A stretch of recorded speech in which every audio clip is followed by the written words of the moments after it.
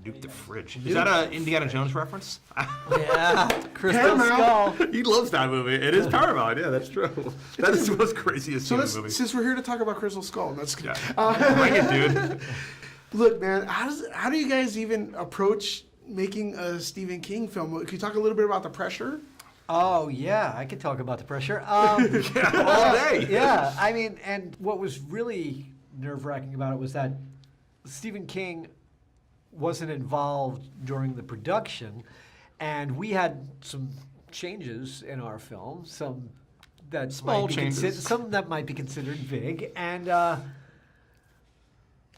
the end, that's when we had showed the film to Stephen King when it was done. So like it was, yeah, there was a lot of pressure when like you're making a movie and you know that you want him to approve, because Stephen King's very vocal on Twitter, and you go like, whether or not he likes your movie is going to have massive, ramifications with his audience, so you're like, I really want him to like it. So like every decision you're making, you got to think in your head, am I staying true to the essence of his novel? Like, this might be a big change, but is it still staying true to what Pet Sematary means? And like, and then in the end, when we finally showed the movie to him, like that was where the pressure like hit its high point. When we were sitting there while he was watching it, and we kept checking our phones, waiting for an update, and then he came out of the theater and he said he liked it, and he went later that day, tweeted about it and stuff, and it was like huge weight off of our shoulders. Nice. And Stephen King's a guy who's known to be honest. So if he doesn't like it,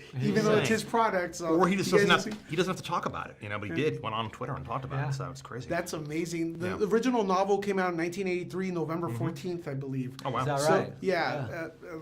I think. but so why do you think it's still so relevant?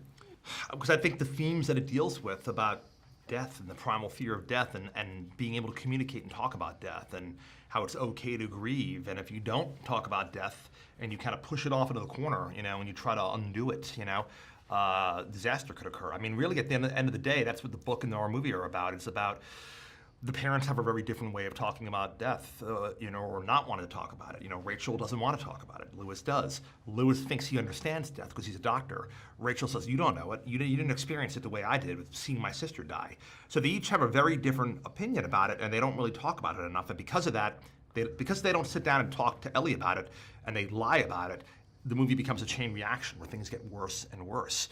So I think that the reason why this story is still so resonant is... it's like Frankenstein. It's just this timeless nature of, that age-old question, if you could bring somebody back, would you bring them back? And I think that even after a movie like this, it's not so easy just to say, no, I wouldn't do that. I think it's going to be different for everybody, Even if you knew they might come back evil, you still might do it, So I think that's just a timeless question that never goes away. So from what I understand, there was 3 different endings. 2. Yeah. 2 different endings? Yeah. Could you talk a little bit about the other one? Or yeah. Is that... Yeah. It's going to be on the Blu-ray. So well, the funny thing is, awesome. The funny thing is, it's just a matter of finding what ending wraps up your story in the most satisfying way, which doesn't necessarily mean happy or not. Like, you'll be glad to know that both endings are just as dark as one another, and it's just a matter of finding the right shade of dark. Like, we all knew going in that there was going to be no happy ending for Pet Sematary. Like, the movie is about the loss of a child at the halfway point, so the most you could ever do in that story is break even or instill a depressing sort of way.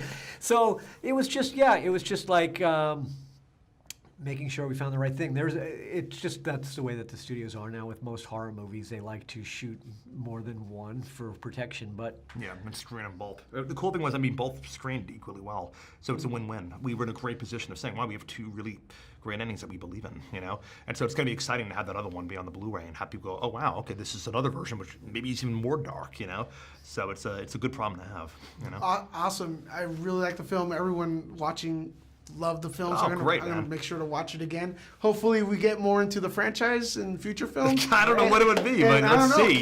Church, bring Church back. Or the prologue, the Zelda story, The Legend of Zelda. Oh yeah, that'd be great. Yeah. Thank you very much. Thank you so much.